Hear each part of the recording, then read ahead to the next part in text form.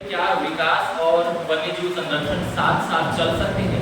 के पुरजोर पक्ष में अपने वक्तव्य लेकर प्रस्तुत हूं। विकास विकास विकास, किस विकास की बात करते हैं? पेड़ पौधों से विहीन वीरान पृथ्वी, जीव जंतुओं से विहीन वीरान पृथ्वी, जीडीपी का बढ़ता आकार, जीव जंतुओं से विहीन पृथ्वी, क्या हमारे लिए यही विकास है? जी नहीं। आने वाली पीढ़ियां जब हमसे ये प्रश्न करेंगी तो हम निरुत्तर हो जाएंगे कि आखिर जो विकास के हमने पैमाने गढ़े थे वो किस प्रकार से आज के हमारे समय के अनुसार खरे नहीं करते। ब्रडलैंड आयोग ने जब आप आवर कॉमन फ्यूचर के तहत जब सतत विकास की अवधारणा रखी थी तो उसमें कहा था कि विकास की ऐसी अवधारणा जो वर्तमान पीढ़ी के साथ साथ भावी पीढ़ी के विकास को भी अगर लेकर साथ चले तो यही विकास की अवधारणा को हम वन्य जीवों के संरक्षण के साथ लेकर चल सकते हैं। अगर हम अपने समय की जलवायु चुनौतियों के बारे में बात करें तो हम जिस आत्मविश्वास से निपटना चाहते हैं तो मुझे लगता है कि हमें मनुष्यों के स्वभाव के बारे में सबसे पहले सोचना पड़ेगा। मैं कुछ आंकड़ों के साथ यह स्पष्ट करना चाहूंगा कि किस प्रकार से विकास के जो हमने मानक गढ़े हैं वो हमारी पृथ्वी एवं प्रकृति को किस प्रकार से नष्ट कर रही है। अगर हम देखें तो यूनाइटेड नेशंस के आंकड़े के अनुसार लगभग 10 लाख यानी 1 मिलियन प्रजातियां आगे आने वाले कुछ वर्षों में विलुप्त होने के कगार पर है।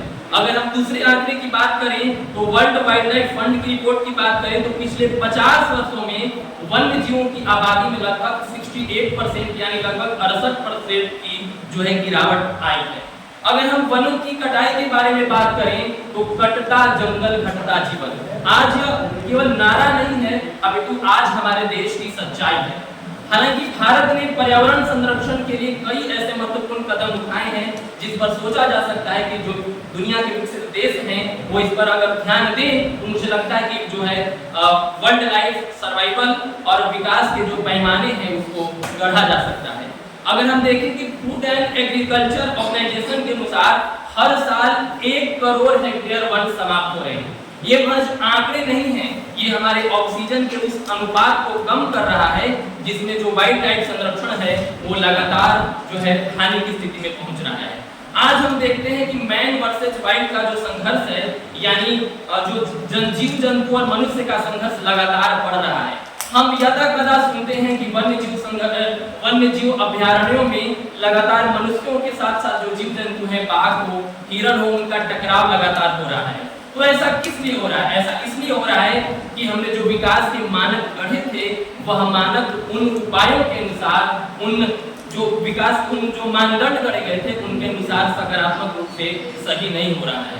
अगर हम देखें यूनाइटेड नेशन एनवायरनमेंट प्रोग्राम की रिपोर्ट देखें तो 1 डिग्री तापमान वृद्धि लगातार कई प्रजातियों को संकट में डाल रहा है। 1 डिग्री हमारे लिए एक आसान है कि हाँ 1 डिग्री लगातार तापमान बढ़ रहा है, लेकिन अगर हम पूर्व औद्योगिक स्तर की बात करें तो उससे लेकर आज तक अगर 50 वर्षों में भी देखें तो दुनिया के कई ऐसे द्वीपीय देश हैं जिनका अस्तित्व संकट में है।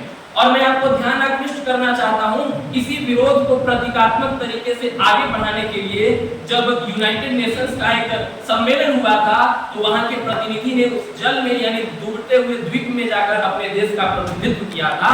तो यह सिर्फ केवल और केवल प्रतीकात्मक नहीं थी, सिंबॉलिक नहीं थी, यह वह प्रतिरोध था जिसमें शामिल था कि हम जो विकास के पैमाने को लगातार बढ़ा रहे हैं वह किस प्रकार से वन्य जीवों को लगातार हानि में पहुंचा रहा है।